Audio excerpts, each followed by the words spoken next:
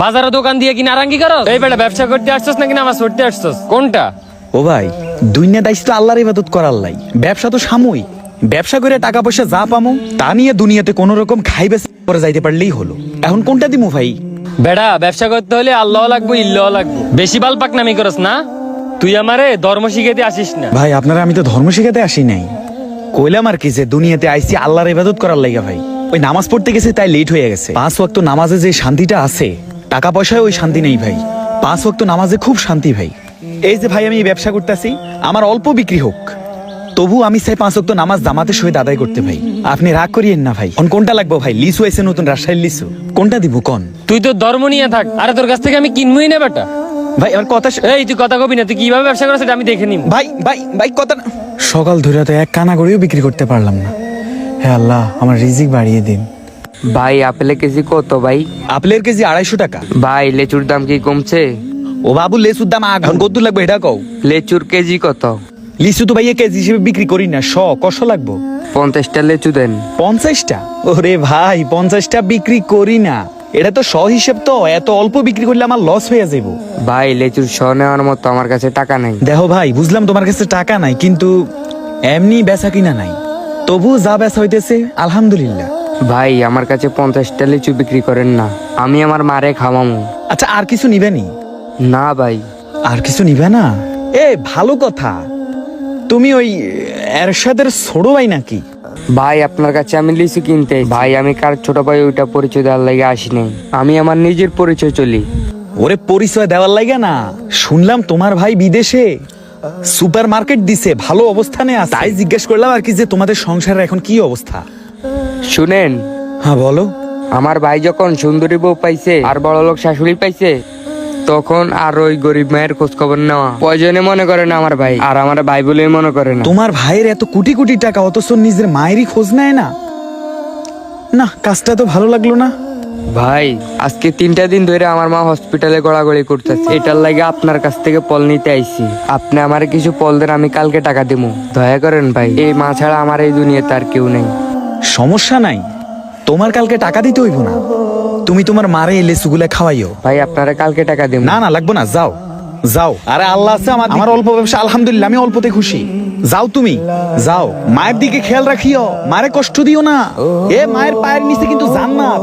হায় রে, মানুষের টাকা হইয়া গেলে মারে আর মাই মনে করে না, হাহ, তখন শাশুড়ি আম্মাজান হইয়া যায়। জানি না এদের নসিবে কি আছে, আল্লাহই ভালো জানে।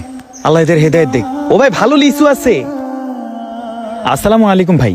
ওয়ালাইকুম সালাম। ব্যবসার কি খবর রিফাত মিয়া? আসি, আল্লাহ ভালোই রাখছে ভাই। লিচুগুলা তো ভালো ভালোই উঠেছো, অনেক তাজা। হ ভাই। এক কাজ করো, 700 লিচু দাও, আর 5 কিলো মালটা, আর 5 কিলো আপেল দাও। আচ্ছা এই শুনো, আঙ্কুর কত কইরা?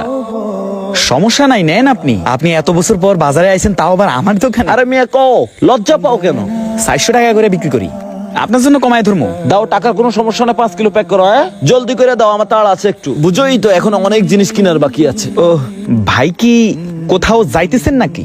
তাও আবার এত ফল কিনতেছেন? আরে হ্যাঁ, শ্বশুর বাড়িতে যাচ্ছি। ওই সম্বন্ধী বড়টা কুয়া থেকে আসছে, ওদের বড় জামাই বলে কথা না গিয়েও পারি না, তার উপরে শাশুড়ির শরীরটা খারাপ। এখন তোমার ভাবি বললে একটু বেশি করে ফল পাকড়া কেনার জন্য, একটু তাড়াতাড়ি করা যাইতে হইব আমার।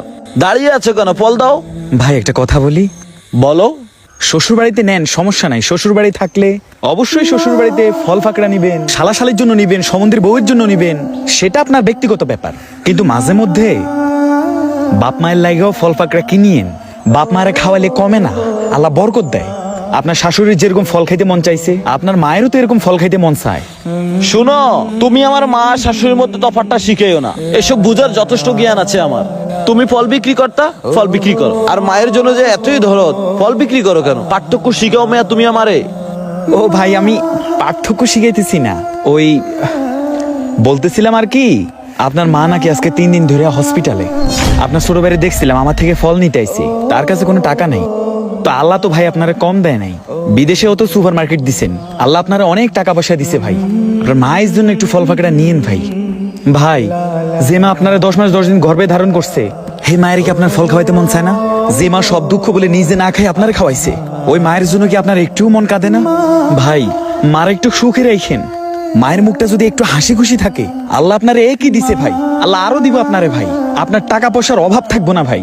আর যদি এই মায়ের মনে একটু কষ্ট যায়, আপনার জন্য মা যদি একটু কষ্ট পায়, চোখের এক ফোঁটা পানিতেই আপনার সবকিছুই ধ্বংস হয়ে যাবো ভাই। মায়ের মনে কষ্ট দিয়েন না ভাই।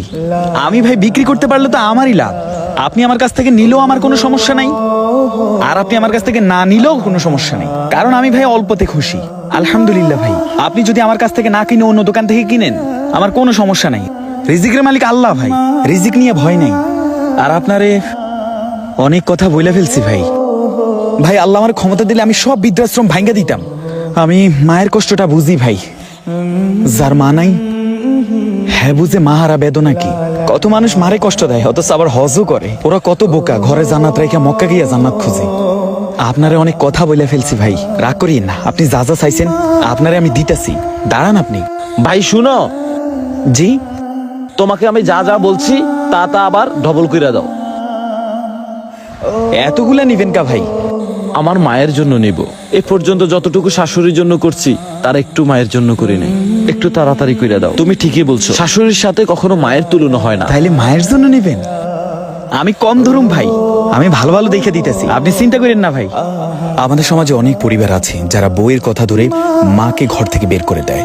আবার কেউ কেউ আছে মাকে ঘরে রেখে তারা নিজেরাই আলাদা হয়ে যায়। বাবা মায়ের বা কেয়ার করা, তারা যখন বড় হয়ে যায় তাদের আচার আচরণ শিশুর মতো হয়ে যায়। প্রিয় ভাইরা, আপনার বাবা মা যদি এখনো বেঁচে থাকে তাহলে আপনি সার্থক। আপনি যত পারেন বাবা মায়ের সেবা করেন, তাদের যত্ন নেন, তাদের থেকে দোয়া নেন। দেখবেন তাদের দোয়ার বরকতে আল্লাহ আপনাকে আরো অনেক বড় করবেন, অনেক সম্মানী করবেন। আর ভিডিওটি ভালো লেগে থাকলে অবশ্যই শেয়ার করে দিবেন। প্রিয় ভাইরা, আমরা আপনাদের জন্য অনেক কষ্ট করে ভিডিও বানিয়ে থাকি, তো আপনারা কি ধরনের ভিডিও চান আমাদেরকে অবশ্যই কমেন্ট করে জানাবেন। আর আমাদের জন্য দোয়া করবেন, আমাদেরকে সাপোর্ট করবেন। সবাই ভালো থাকুন, সুস্থ থাকুন, 5 ওয়াক্ত নামাজ আদায় করুন। আল্লাহ হাফেজ, আসসালামু আলাইকুম।